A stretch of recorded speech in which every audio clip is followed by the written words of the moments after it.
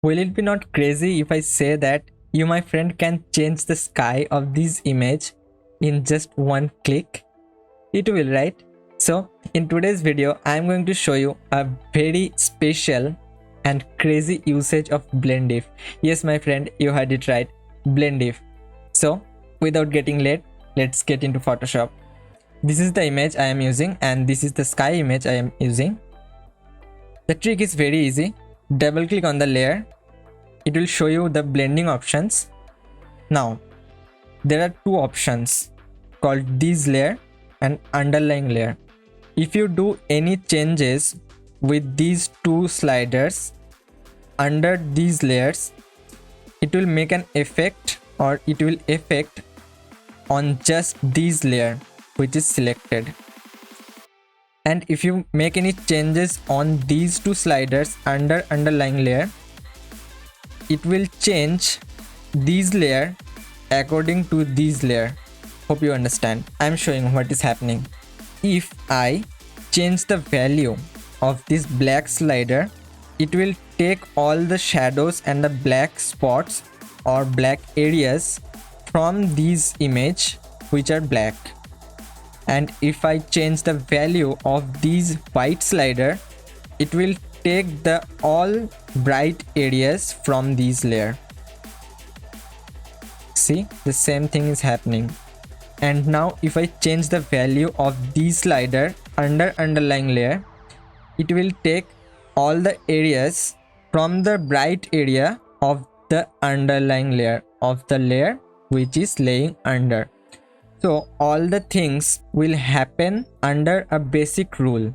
If the blend if section is selected on gray, these will happen on brightness and shadows, right? There is more options called red, green and blue. If I select red, it will take the all red colors gradually from dark towards bright. Now if I take away the white slider, it will take all the reds which are brighter than 50% red. And if I take the black slider towards right, it will take all the reds which is under 50%. Hope that is clear. So we are selecting blue. Now the blue color is brighter than green. You can easily see that. So we are taking the white slider towards the black slider. See, is already showing a great result.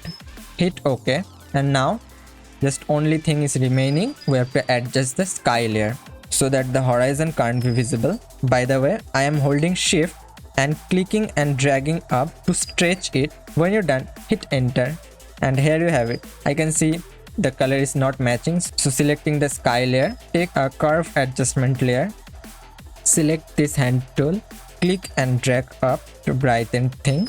This is far more better. You have got the idea, right? Let's get into the second example. Double click on the layer, change the blend if from gray to red, taking the white slider towards left. See, that's done. Hit OK. If I zoom in, there is a little red lines appearing. To fix that, we have to convert the layer into smart object.